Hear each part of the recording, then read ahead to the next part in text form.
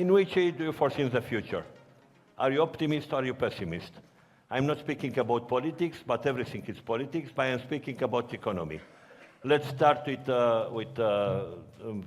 Mr. Victor Ponta, the Prime Minister. Optimism or pessimism?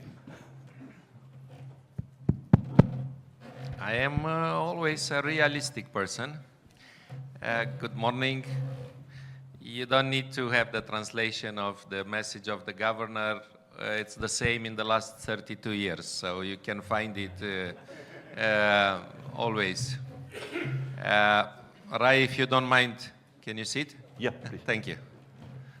I was expecting that I will speak there, and that's why I'm You may if you want. I would like to say good morning, and to start with the usual phrase, I'm so glad to be here. It's first time when this phrase is not just a polite opening. I'm really happy to be here because in this room, I feel like still living in a normal world.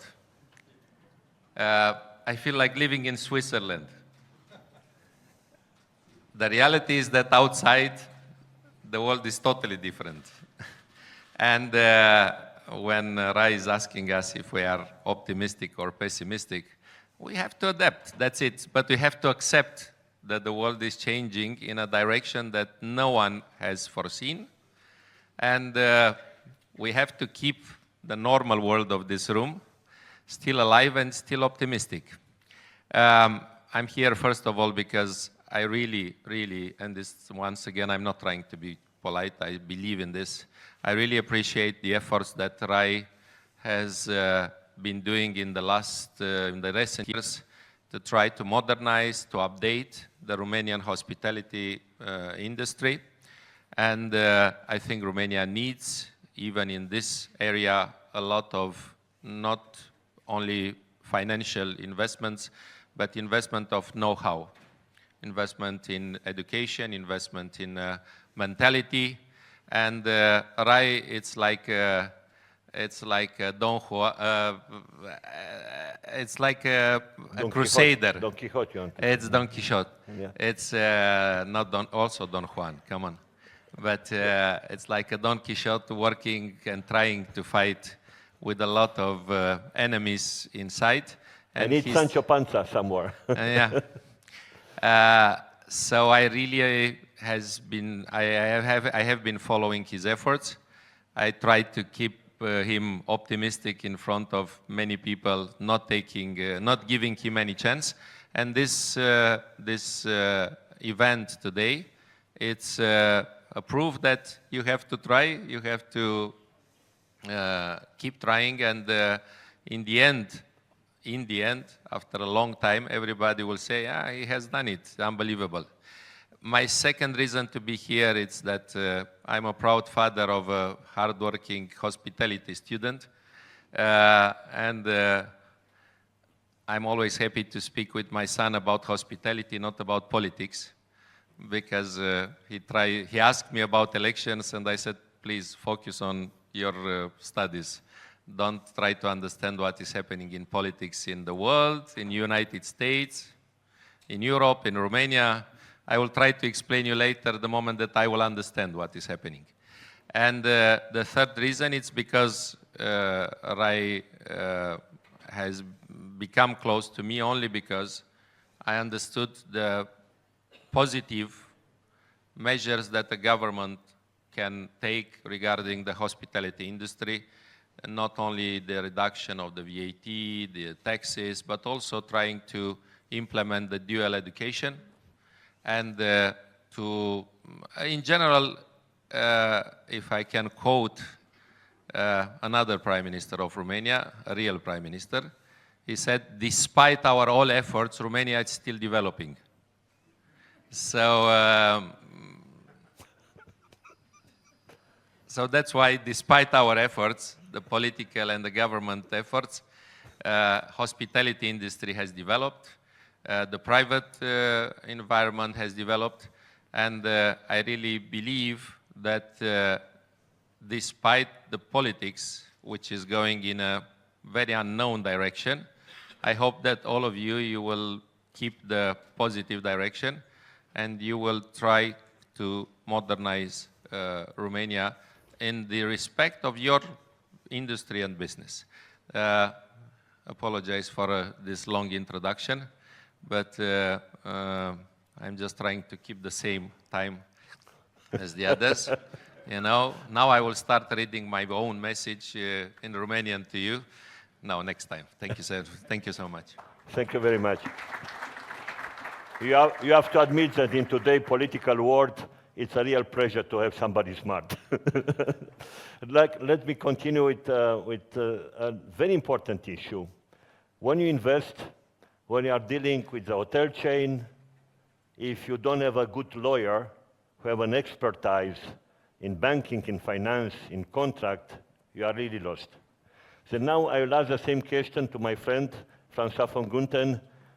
What is your opinion, not about the legal side, but about the future? Are you pessimist or optimist? You are speaking many times on this. I'm very optimistic, and you know this, Ray. First time I visited Romania, it was in 1992, and it was characterized as a country with, let's say, many uncertainties, and on the legal side, many difficulties in order just to clearly understand what the legal situation was. Now, I mean, more than 30 years, it's now much more than this, there is in here a constitution, and we know as an entrepreneur, we know the direction we can go because, I mean, we have a legal frame to invest. You remember that in 1992, when you came in Romania, we just graduated the MBA at the University of Lausanne. Yeah. You asked me in Brasov with $100,000, I will buy all the city? Yeah, it's correct. I was a trainee in the family office. I'm still running. And of course, I mean, there was such a discrepancy, such a big gap between Eastern country and West countries. And the opportunity was so huge that we were all ready, I mean, to invest in the Eastern country, specifically in Romania. But the difficulties were just the security for investment. It's always a key for investment, the security. And then we try, I mean, to go into the market, the real estate market, or even the commercial market. But there was, again, back to what I explained, there was so many uncertainties that it was very, very difficult to convince, I mean, the client we had that time to invest in these conditions. Now we can observe that this big move ahead. And I definitely think, as a lawyer, that's due to the way of understanding now clearly where we stand with the Constitution and the right for investor, I mean, to invest, first thing. And the others, I mean, from the Constitution would go just more specifically to the type of investment which are now allowed.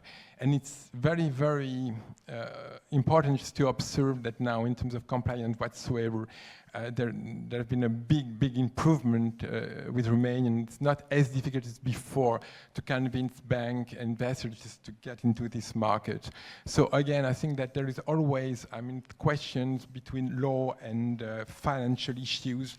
And within a clear frame, this is a way of investing. So I'm very optimistic.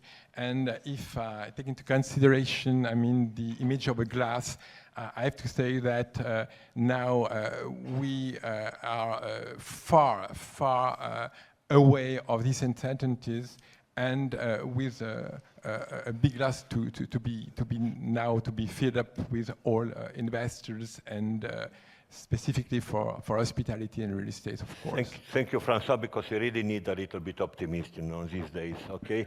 Definitely. But I am, definitely. Okay. I will ask the same question now without any paper, because you are another smart guy and you are young in the board of the National Bank. What is your really opinion? In which way is the future will go on? What do you think about, because you determine, in fact, people are not aware that your decision in the board change the life of these people here in the room.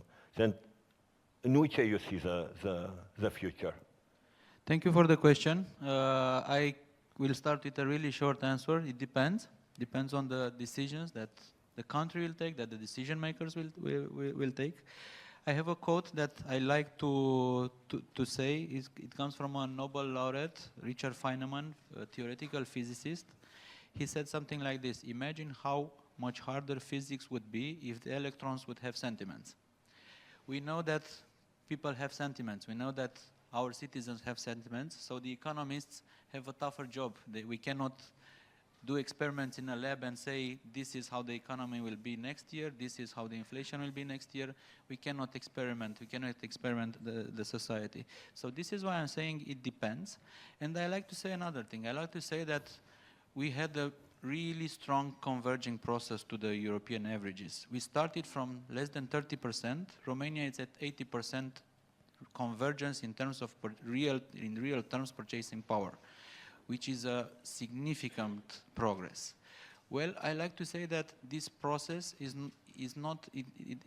cannot be a single-way street. It can have two-way. It can be a two-way street. And we have seen, for example, in Portugal, in Spain, in Greece, that if the decisions that are taken inside the country are not the ones that are better, that are best, then this convergence can go the other way around.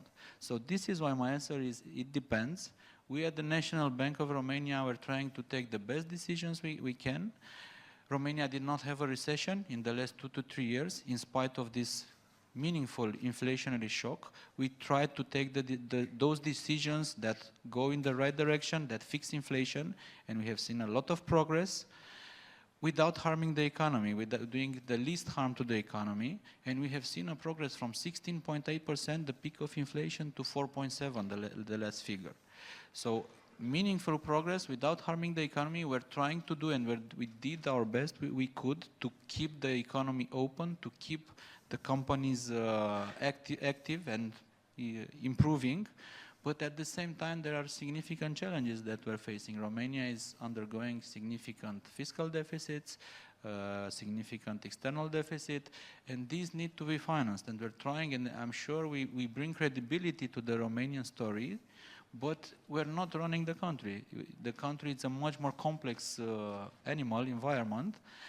We do our best, but I like to say that it all depends on the choices that the people will take, on the decisions and the measures that the public sector policymakers will take. So we're trying to do the best in what concerns our decision making. We cannot fix everything in society with money. Let's go to your decision. Just answer to a very indecent question. Why is the money are so expensive in Romania? Well, I have a really short answer that I interact a lot with the real economy, with entrepreneurs, with sectors, with multinational corporations. And I tell them this: if in Romania there is one entity that pays 6, 7, 8% of interest rate, and that I'm meaning to the Romanian government, which is a really solvable player. It's for the banks, it's really easy to borrow the government, to borrow the state, because they know they will get the money back. If they can borrow to this actor, which needs a lot of capital, because as I was mentioning, the fiscal deficit is high. If they can borrow the Romanian government with 7%, let's say, or you, with a different interest rate, what that interest rate think it will be? It will be higher. We're talking about this crowding out process where the public sector takes the capital, borrows the capital from the private sector and spends it. So it's less capital for the private economy to prosper, to invest. It's a competition basically between governments and it's everywhere. Romania is not the only one that runs a big fiscal deficit. So this crowding out effect makes the money expensive. Also, it comes to inflation. If the inflation is 5%, it would be difficult for you to expect to borrow money below 5%, because the actual losers of this inflationary shock were the people with savings, with the people with deposits that got their money eroded. So you should think in real terms. This is why I usually get the question, Mr. Popa, what are you doing next with the interest rate? And I also tell them it depends. It depends on the inflation first. If inflation goes down, we will take those decisions that are rewarded, let's say, by a low inflation. So as inflation goes down, it's normal for you to expect lower interest rates. Well, Christy, anyway, that what we learned 30 years ago in our MBA France side, the right answer to any question in business is it depends. You are right, but speaking about something else that hurt a lot of Romanian people, because it's true, the financial education is not fantastic.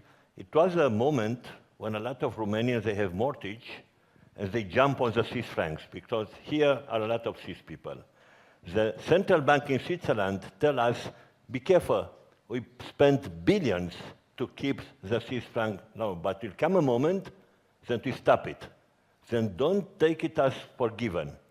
In Romania, nobody tells them. And people, they jump on the Swiss francs, and after it was a tragedy. Don't you think that much more education coming from your institution to tell to the people, be careful, don't do this kind of mistake, will protect many people and many business not to do the same mistake? Because it was a lottery. Yeah, it's exactly as in you go in a casino. And everybody thought that, no, the Swiss franc is fantastic. And after, you know the tragedy. What do you think about it? Of course, financial education is a very important topic. We do a lot of financial education. You don't see it that much, but for example, and I like to give these people, to give this figure, more than 500,000 school children and high school students were visited by my colleagues. We have 15 branches and agencies in the country. Each of them has at least one employee, full-time employee, that does financial education. So more than 500 students in the last 5 years were visited by my colleagues. We do what we can, but at the same time, it's clear that it cannot be a single-player job. We all have to do our part. The companies should also do their part to train their employees, about financial education, about inflation, about retirement security. You should also try to stimulate saving. We always say that in order for the Romanian economy to develop, we need capital. In order to have capital, you have to save.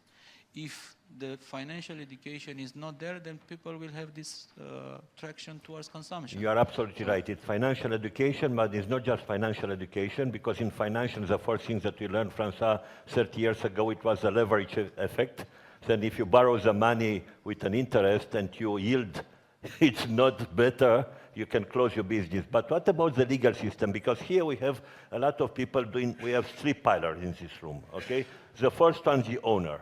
And the owner, they are extraordinary in Romania because despite the government and politics, they created this wealth in Romania. And they push it to Romania 8 times in 10 years. It's incredible, the speed and development. And I have here some people, and they visit Romania years ago, they don't recognize anymore Bucharest and anything. But we have the owner, who are the entrepreneurs, the real people who push Romania. We have the lender, the banks. Without the banks, you cannot do a business in this.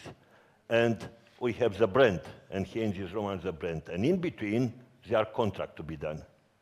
And I come back to this fundamental thing. What these people have to pay attention when they sign a contract with a hospitality brand, with a franchise, with a management contract, what you tell them, what is your advice? Take the microphone, please. Yeah. It's always a good question. I mean, that what I would always advise, that's just to read the contract and not to consider a contract draft as the one you're going to sign, of course. But on my side, what we do usually that from Switzerland, we are at the origin of our contracts. That's a way of knowing where the tricky clauses could be. And it's a way of anticipating the reaction of our counterparty. It does mean that learning the way our counterparty will react, that's the way of knowing the way this proposal would be understood. And there will be, I would say, between the two parties, they would create something very stimulant and efficient due to the fact that we're going to go on to, I would say, a real agreement on this, because the contract is always, with another country, the way of meeting another culture. So first, drafting your contract, then anticipating the reaction of your party and then discuss the matter, understanding what the counterparty, the way they would understand you, and then ensuring that there is a pure agreement. I would say that if you work hard on an agreement, it's a way of escaping the jurisdiction where everything is blocked for a long time with a lot of insecurity. So the legal advice, on my side, much more important of any way of claiming before a jurisdiction. So first drafting, then anticipating, then ensuring that the party do fundamentally agree on the contract, and being very keen on all what the specificities of a contract are. But tell me something, and we are a few times ago watching a contract between for a franchise Yeah. and comparing different proposition. Yeah. And a friend of mine, Tino, is sitting here, he starts, stop reading the figures. Yeah. Read the word. Yeah, because the absolutely. secret in the word. Absolutely. Can you explain what does? Yes, because I mean there is a different way of understanding a contract, and you have to be very keen on the way people do express. And a wording always it's emotional charge. I would say there is a lot behind a word, so you always have to be very attentive of all what the wording is meaning on a grammatical perspective, but as the same on a cultural perspective. We usually have a joke in hospitality contracts when we ask somebody how many pages. This is the wrong question. How many kilos? Then this is a job for you as a lawyers. It's a fantastic job. Yes, that's true. But whenever there would be a difficulty and the contract is, made of 50 pages, the problem will occur on the 51. That's the reason why, first, again and again, whenever a contract could be of even 100 pages, what is very important that, again and again, to ensure that the agreement is duly understood the same way by both parties. Okay, thank you very much. Now, hospitality, it's a double business. It's 80% real estate, 20% operation, and I don't know what is the right percentage, depends on the business.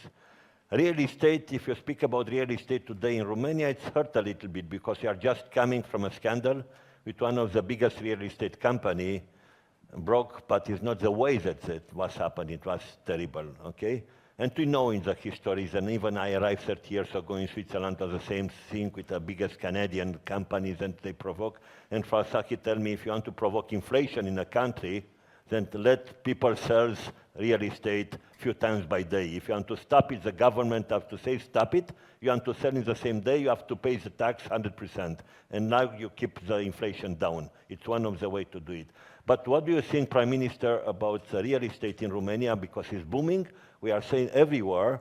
And nevertheless, people start to be worried a little bit, and they ask even about the good company who are coming now in hospitality, because any developers, they want to be also to have an hotel. What is your opinion about the hospitality market in Romania? Thanks God I'm not an expert in real estate in Romania, because right now, these days, to be an expert in Nordis or other investments is not exactly the best position. So I don't want to talk about something that I don't know, the real estate. I think it's going to grow in Romania like everywhere in the world for a simple reason. To put the money in the bank, it's losing money. Only the bank is making money out of your money. And that's why people hate banks. Because in the digitalization era, my daughter, she's 17, yesterday she opened the first bank account, and we have to sign on 40 pages, me and her, and she said, I don't know how to sign, I just know how to use my phone. Why do I have to sign papers to the banks? And she also asked me, should I keep some money in the bank? I said, no, you are losing your money in the bank. Only them are taking money from you. So invest it, do something, invest in your education, invest in your time, invest in something. And real estate for the people in Romania, United States, Turkey, everywhere, it's the investment. This is all I know about real estate, and I prefer to refrain to this. I would say something like a customer. regarding the hospitality in Romania. I'm still amazed when I go to Budapest, to Belgrade, to cities much smaller and with less potential, to see the big brands there and to see that Bucharest, still being a developed city, doesn't have any of the big brands in Romania. And I think it's a matter of promoting Bucharest and Romania, and we haven't found yet someone smart enough to understand that Bucharest, it's full of money for hospitality. We still, when my friends from outside, they ask me, I'm coming to Bucharest, where should I stay? I say, all right, there is one hotel which was built by Ceausescu for something else, and there is another one built before Ceausescu, which is not intercontinental anymore, and an old one which is owned by the same owner of Crown Plaza. Don't you have Four Seasons? No, we don't. Mandarin Oriental? No. Hyatt? No. That means that your country is very poor. I said, no. All Romanians outside, they stay in Four Seasons, in Mandarin. All the business class in Turkish, Qatar Airways is full of Romanians. So promoting the real potential of Bucharest, Cluj, Iași, Timișoara, and Romania, it's a huge problem. And honestly, this is something that you should not expect from the government. Government is not able to promote itself. How can the government promote the hospitality business in Romania?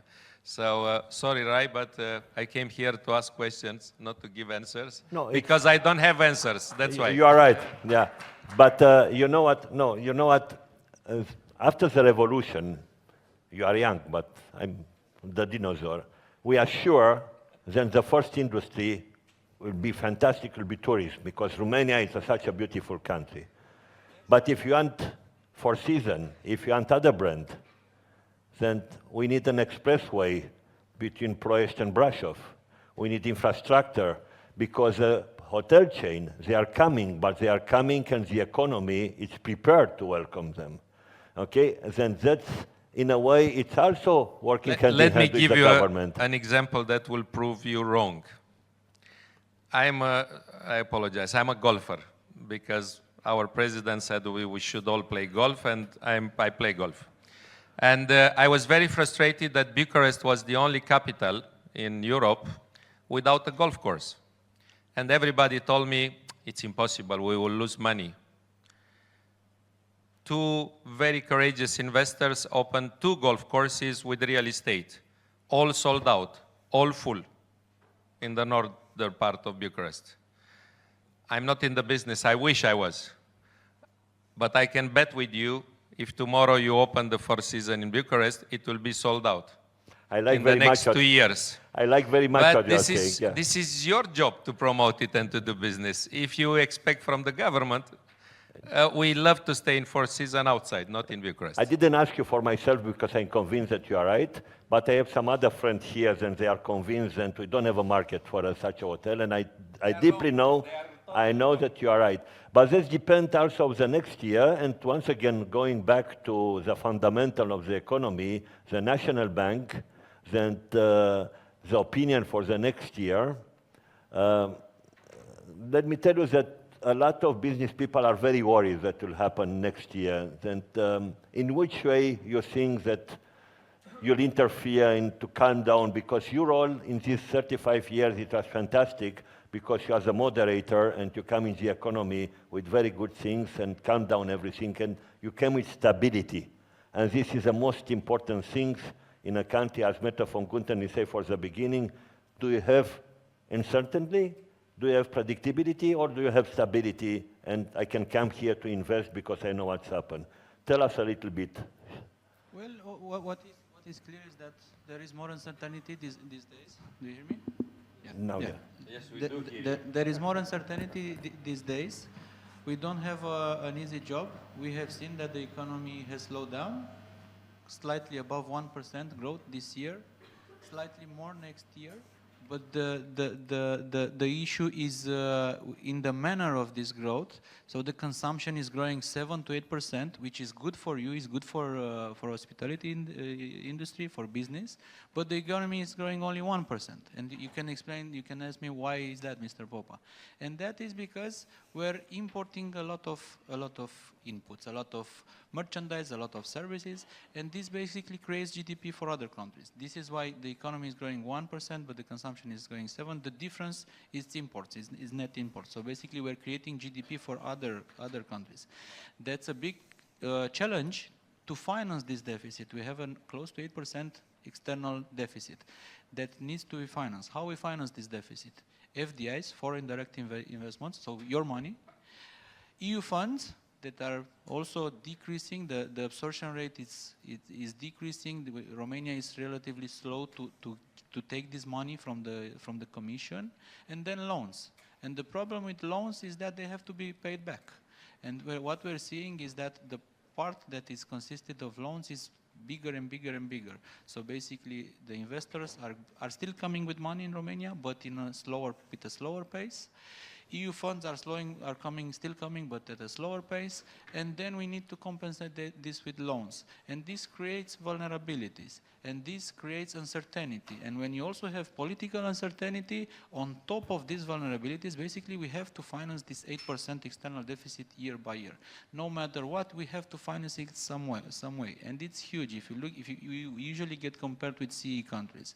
All other CE countries have zero or surpluses in terms of external account position. We have a deficit and it's big. So this creates challenges. Not only this, but connected to your sector, Romania is having a very tight labor market. I talked about 4.7% inflation, but the services inflation is 7 point something, close to 8%, much higher, and this we're seeing that is really connected to the labor market. Wages are increasing 16 to 17 percentage points year over year, due to this demonstration effect, because from the public sector wages are increasing even more.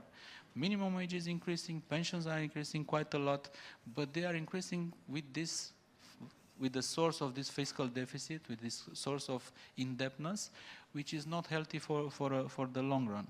So still it depends. It's clear that some healthening in the fiscal deficit is needed. I am a liberal person in thinking. I think I'm looking at the solutions on the expenses side, not on the increasing taxes side.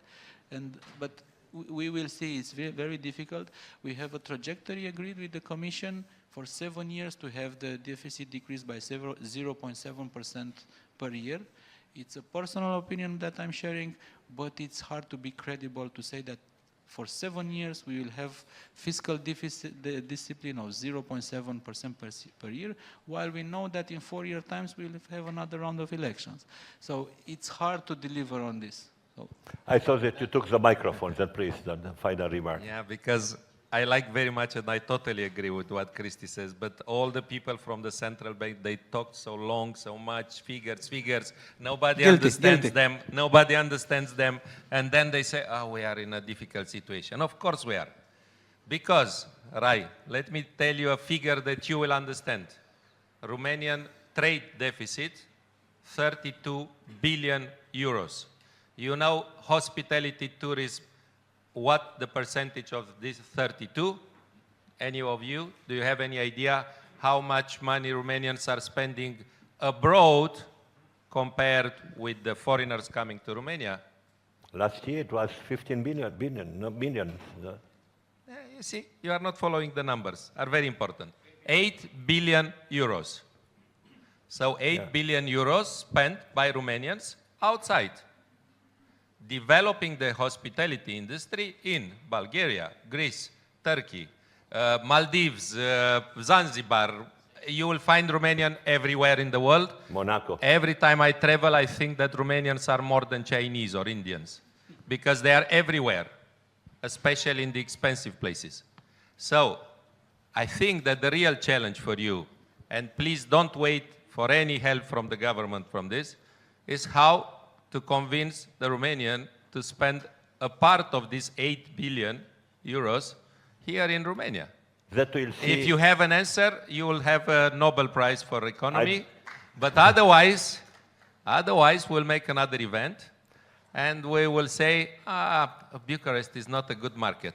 In Bucharest right now, there are 100,000 people who can afford and go to the most expensive brands in the world every weekend. Every week. I don't have an answer, but the next panel I'm sure that you have. I want to thank you very, very much. Then Prime Minister, thank you very much. Then Mr. Popa, thank you very, very much. Mr. von Gunther, thank you very much. Thank you.